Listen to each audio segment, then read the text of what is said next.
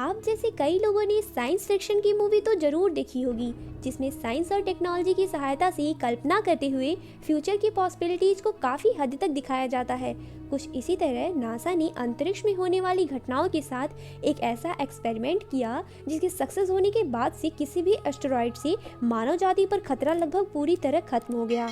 NASA ने नवंबर 2021 में dart mission launch किया। इस मिशन के अंतर्गत नासा ने एक एस्टेरॉयड को टारगेट किया जो डिडिमस नाम के बड़े एस्टेरॉयड का चक्कर लगा रहा था। यह अपनी पृथ्वी से लगभग 11 मिलियन किलोमीटर दूर था। नासा ने यह मिशन एक एक्सपेरिमेंट के तौर पर किया था।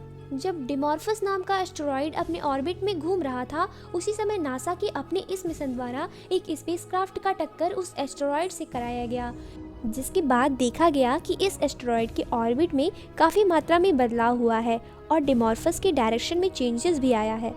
इससे टकराने का मुख्य उद्देश्य यह था कि इस एस्टेरॉयड का ऑर्बिट छोटा था और इस टक्कर के बाद जो भी बदलाव होता उसे आसानी से मापा जा सकता था। यह पूरी प्रक्रिया अपने आप में बहुत महत्वपूर्ण है क्योंकि ऐसा कोई प्रयोग इसके पहले नहीं किया गया था और ऐसी क्षमता को हासिल करना या उसको एक्सपेरिमेंट के तौर पर दिखाना बहुत बड़ी बात है, जिसकी उपलब्धि इस समय नासा ने हासिल की है। हालांकि इस डिमॉर्फस से पृथ्वी को कोई खतरा नहीं था, लेकिन ये हर 20 साल बाद पृथ्वी के बहुत करीब से गुजरता है। डिडिमॉस 2003 में पृथ्वी के काफी करीब आ गया था और उस वक्त वह पृथ्वी से 37 लाख मील की दूरी पर था। उससे पहले भी कई बार पृथ्वी के करीब से गुजर चुका है। 2023 में फिर से पृथ्वी के करीब से गुजरने की आशंका थी। सोचने वाली बात ये भी है कि नासा ने जब इस एस्टेरॉयड के बारे में अध्ययन किया तो पता चला कि इसमें समय के साथ काफ़ी बदलाव आ रहा है और इसकी पृथ्वी से दूरी कम होती जा रही है।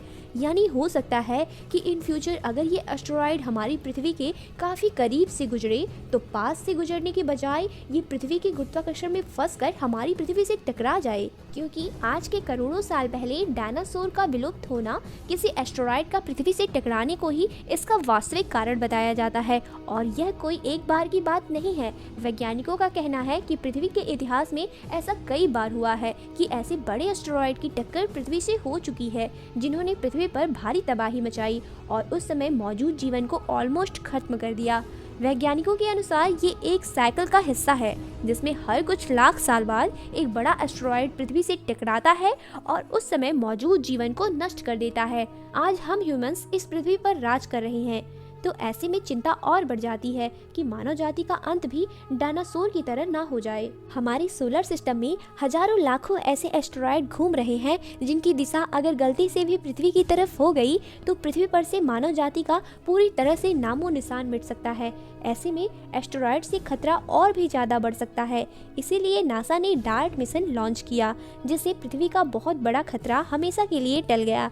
इसका मतलब साफ तौर पर यह कहा जा सकता है कि आने वाले फ्यूचर में दूसरा एस्टेरॉयड अगर आए तो उससे आसानी से निपटा जा सकता है। उम्मीद है कि ये वीडियो आपको समझ में आया होगा और नया कुछ सीखने को मिला होगा। अगर ऐसा ही है तो वीडियो को लाइक करिए और चैनल को सब्सक्राइब करना बिल्कुल ना भूलिएगा।